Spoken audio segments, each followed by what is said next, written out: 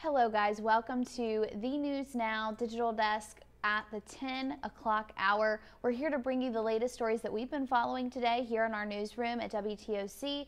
You can catch us on a lot of different platforms right now. One of our more prominent ones is going to be Facebook. We're also on Roku, Amazon Fire, our website, Twitter, Facebook, like I said, and our WTOC app. But let's get right into it and get you caught up on these stories tonight.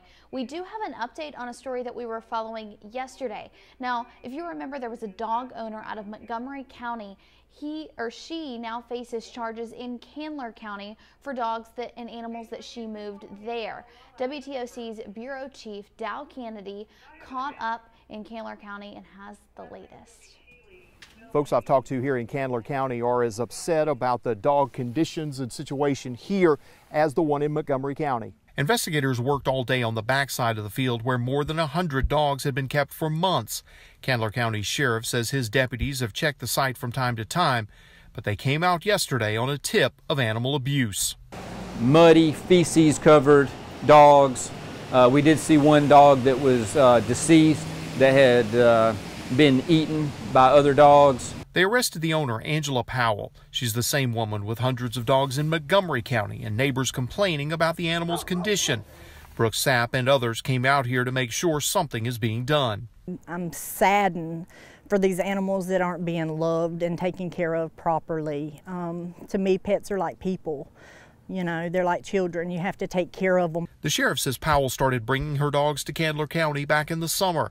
The number of dogs and their barking prompted the county to sue her in civil court for creating a nuisance. It's true you can own dogs and you can own more than one dog, but you can't have any property, including animals, that create a nuisance that prevents your neighbors from the peaceful enjoyment of their property. That case still waits for a day in court. Meanwhile, Sheriff Miles says he's never seen an animal case this large and this extreme. We'll continue to follow this situation and bring you all the developments. In Candler County, Dow Kennedy, WTOC News.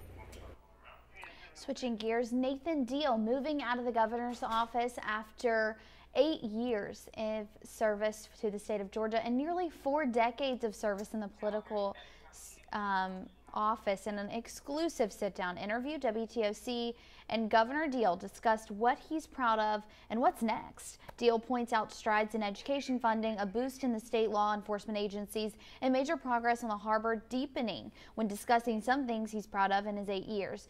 Deal beat former Governor Roy Barnes in 2010. He served 17 years in Congress before that. Moving to the governor's office from Congress, what was the biggest learning curve you think maybe in that first year on the job? I guess the biggest change was that in Congress it was very difficult to get anything done. You had 435 members and in the House, and getting people to agree, even getting an amendment passed, was a major undertaking. And at the governor's office you can get things done if you do it the right way. So I've been fortunate to be able to get some things done. We discussed a lot of the things he got done, including pulling the state out of the Great Recession and turning Georgia into a blueprint for other states and even the federal government on other topics. We hear much more on Governor Deal tonight on the news at 11. But speaking of Governor Deal, he was on Georgia Southern's Armstrong campus today to help cut the ribbon for the new Health Professions Academic Building. The new $24 million building houses the Waters College of Health Professions, named after Savannah local Don Waters. He and his wife Cindy donated $2 million to help with construction cost. So we had a very significant desire to help Armstrong, and when the consolidation came with Georgia Southern, it really heightened our interest, because now as a regional university we can have much more of an impact. But then somebody who can actually execute. The facility houses state-of-the-art equipment that will provide hands-on learning for nursing students. And staying on the Armstrong campus there, Georgia Southern is pairing up with Savannah State to welcome Virginia College students onto their campus either this semester or the next. They held info sessions tonight, and I have more details on that coming up on the news at 11, along with many more stories that we've been following here in the newsroom. We'll see you on TV.